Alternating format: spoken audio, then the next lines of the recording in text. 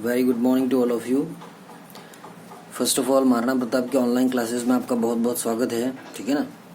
और आपको भी कोरोना वायरस जो चल रहा है डिजीज़, ठीक है ना, तो उसमें आपको अपने प्रिकॉशंस रखने हैं, ठीक है ना। चलिए हम लोग जो है वह अपना नेक्स्ट जो वीडियो है वो स्टार्ट करेंगे। It's also related with the 2 column cash book, ठीक है ना। 2 कॉलम कैश बुक का एक और क्वेश्चन करते हैं, ठीक है ना। उसके बाद में 3 कॉलम कैश बुक आप ऑटोमेटिक बना लोगे, ठीक है ना। वो कैसे बता दूंगा मैं अभी, ठीक है ना। चलिए 2 कॉलम कैश बुक का एक क्वेश्चन और देख लेते हैं, ठीक है ना।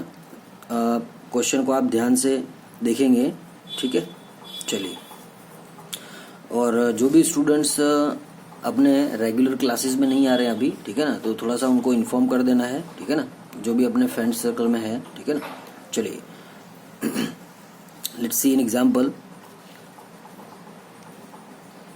On 1st of January 2010,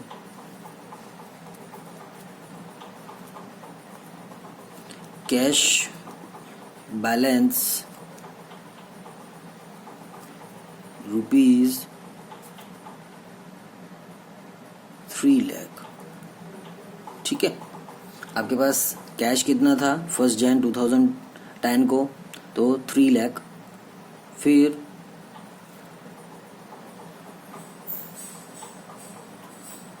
bank balance OD overdraft, ठीक है ना, मतलब ये अनफेवरेबल बैलेंस है, अनफेवरेबल बैलेंस, ठीक है ना। बात समझ में आई, नेगेटिव बैलेंस। फिर मैंने आपको बताया था कि बैंक बैलेंस जो है उसके 2 बैलेंसेस हो सकते हैं, पॉजिटिव और नेगेटिव, ठीक है ना, फेवरेबल अनफेवरेबल। डन। चलिए फिर 5th of January 2010 को goods purchase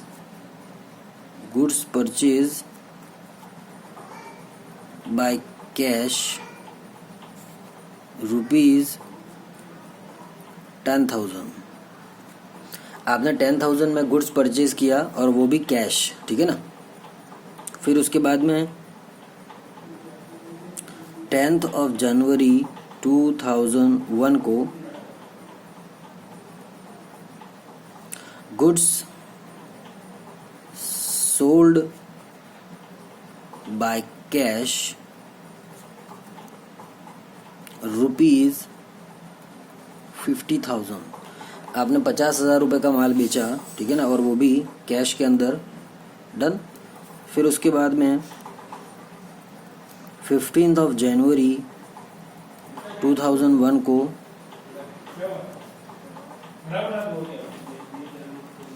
furniture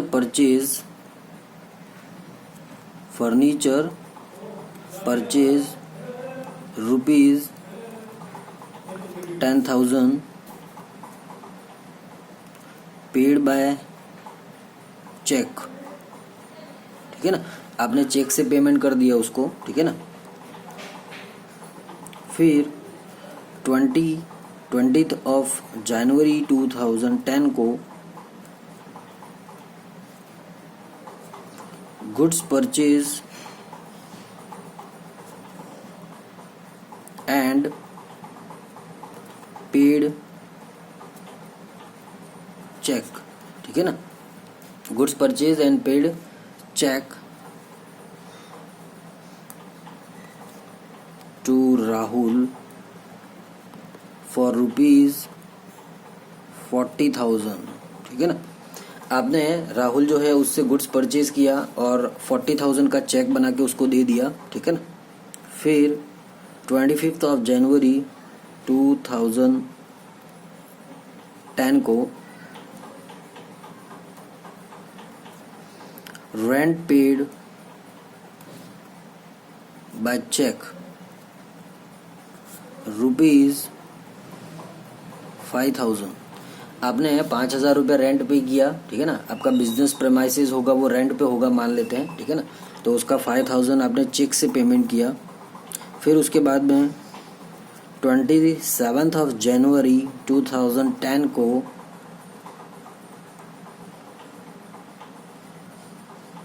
cash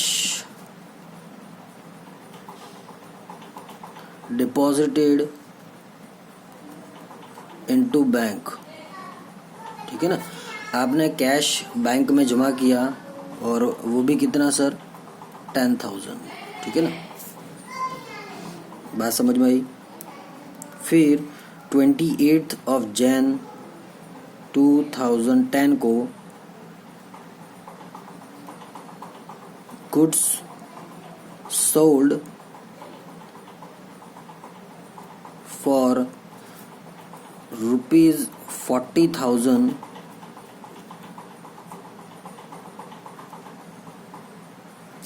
check received and deposited on same day, ठीक है ना।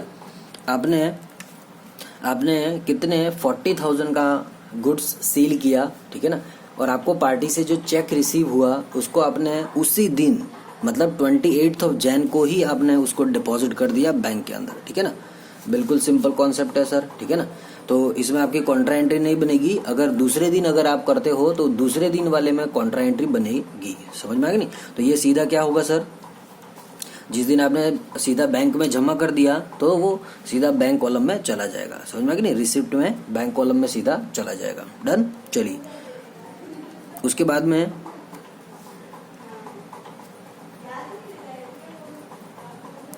31 January 2010 को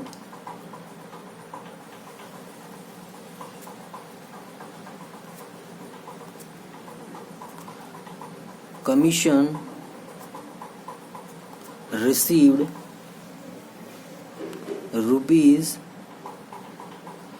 ₹1,000, ठीक है ना। आपको कमीशन रिसीव हुआ और बाय चेक वगैरह नहीं लिखा है, मीन्स वो कैश है, ठीक है ना। अंडरस्टैंडिंग है। डन। तो आपको बोला गया prepare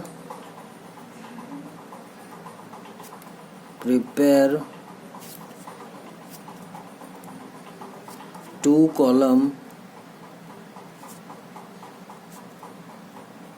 cash book for the January 2010, ठीक है ना। जनवरी 2010 के लिए आपको 2 column कैश बुक प्रिपेयर करना है। सिंपल क्वेश्चन है सर, ठीक है ना। बिल्कुल इसको हम सॉल्व कर लेंगे, ठीक है ना। चलिए तो सबसे पहले आप फॉर्मेट बनाएंगे, ठीक है ना, कैश बुक। डन। समझ में आ गया। चलिए तो लेट्स स्टार्ट।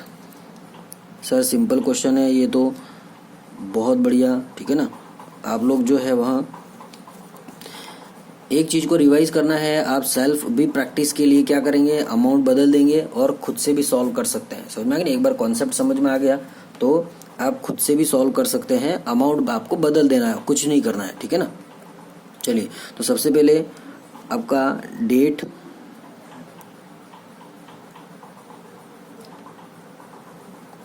ठीक है। उसके बाद में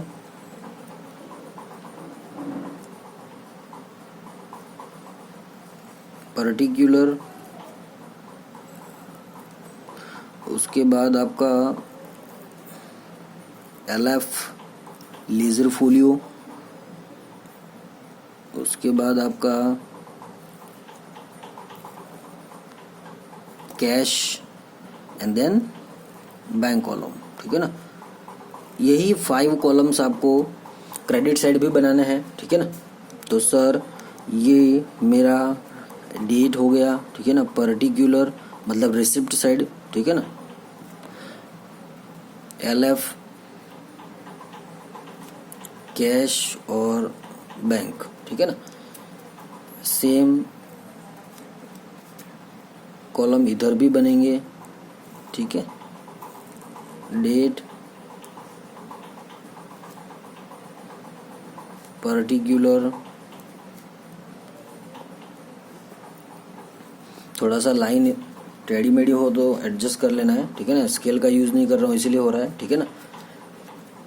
चलिए आपको प्रॉपरली स्केल का यूज़ करते हुए बनाना है। डन। और जो आपका बॉक्स है वो आपका पेंसिल से बनेगा और अंदर का मटेरियल जो लिखना है वो ब्लू इंक से लिखना है। समझ में आया कि नहीं? मर्जी से कुछ भी नहीं करना है,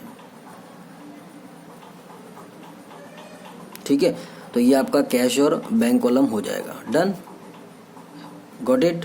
चलिए, तो अब हम लोग जो है वह सबसे पहले ओपनिंग बैलेंस लिखेंगे। तो कैश जो दे रखा है उसका हमेशा पॉजिटिव बैलेंस होगा, ठीक है ना। तो सर सबसे पहले ये देखिए, cash balance on 1 Jan 2010 3 lakh, ठीक है ना, पॉजिटिव बैलेंस। तो इसका पॉजिटिव बैलेंस ही होगा आपका 1 Jan 2010 को, ठीक है ना। तो लिखेंगे to balance BD brought down, last year का क्लोजिंग इस साल का ओपनिंग बनेगा, ठीक है ना, 3 लाख। तो सर 3 लाख कैश है तो कैश में लिखेंगे 3 लाख। डन। फिर देखिए बैंक कॉलम जो है उसका ओडी बैलेंस है, मतलब अनफेवरेबल बैलेंस है, ठीक है ना, सेम डेट को। तो लिखेंगे 1 Jan 2010, ठीक है ना। बात समझ में आ गई? तो लिखेंगे बाय बैलेंस BD। ये भी ओपनिंग बैलेंस है, ये भी है, पर ये फेवरेबल है और ये अनफेवरेबल है। बैंक बैलेंस जो है उसका फेवरेबल अनफेवरेबल दोनों हो सकते हैं, ठीक है ना। तो सर बैंक कॉलम में लिख देंगे 1 लाख, ठीक है। देन 5 जनवरी को goods purchase by cash 10,000। Sir goods purchase किया तो पेमेंट किया होगा इधर, ठीक है ना। तो कौन सी 5 Jan 2010 को, ठीक है ना, लिखेंगे बाय परचेज। समझ में आया? परचेज किया होगा तो आपने पेमेंट किया होगा, समझ में आ गया नहीं? देखिए चेक से किया कि कैश में? सर कैश में है, कितना है 10,000, तो कैश कॉलम में लिखिए ये। समझ में आ गया? फिर इधर देखिए 10 जनवरी को गुड्स सोल्ड बाय कैश, यहाँ पे आप माल बेच रहे हैं तो पैसा आएगा बिजनेस में, ठीक है ना। कब? तो सर 10 जनवरी, ठीक है ना, कैश आएगा। तो सर आएगा तो रिसिप्ट हुई, तो लिखेंगे 10 जनवरी 2010 को लिखेंगे टू सेल्स। आपने क्या किया सर? सेल्स। कितने रुपए का? तो सर आपने गुड्स सोल्ड बाय कैश ₹50,000, ठीक है ना, आपने 50,000 का माल बेचा तो कैश कॉलम में आ जाएगा 50,000, ठीक है ना। बात समझ में आई? डन।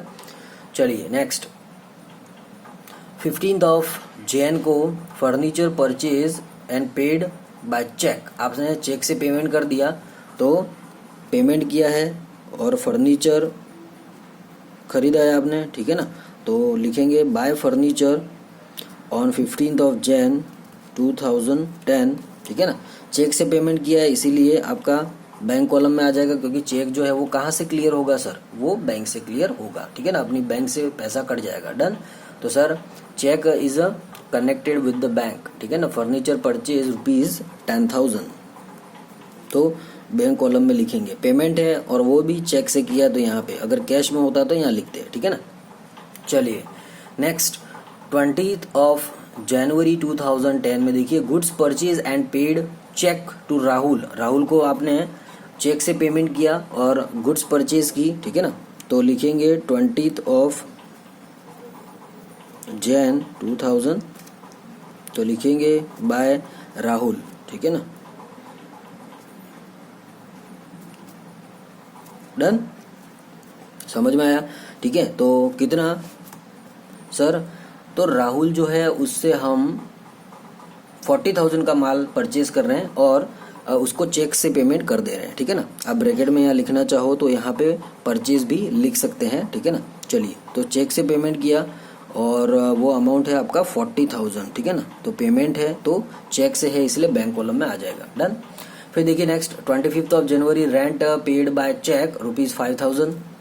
सर ये भी पेमेंट है, ठीक है ना। ये तो क्या पे किया सर? तो रेंट, वो भी चेक से पे किया है, तो चेक जो है वो किससे कनेक्टेड है? बैंक से, ठीक है ना, 5,000।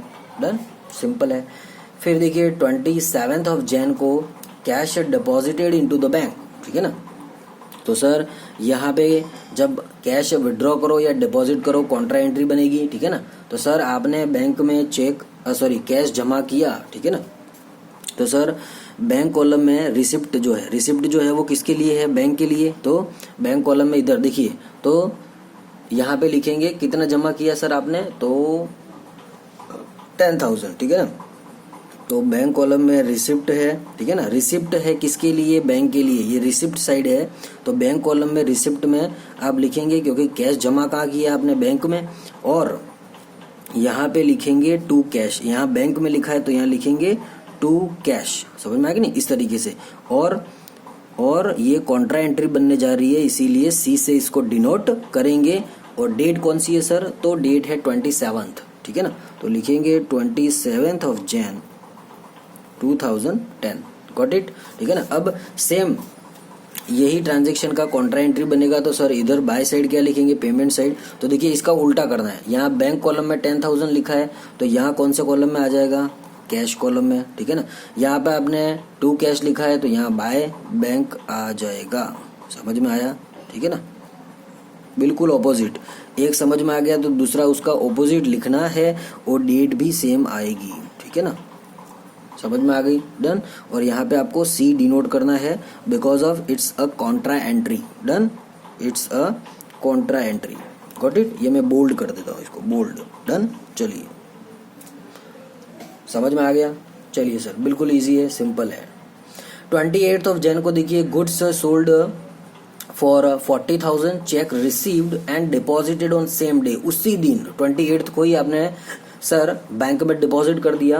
तो सर ये मेरे लिए सबसे पहले रिसिप्ट थी, और वो सीधा ही बैंक में चला गया, क्योंकि सेम डे मैंने डिपॉजिट कर दिया, तो बैंक कॉलम में लिख दीजिए सीधा, ठीक है ना, सिंपल कॉन्सेप्ट।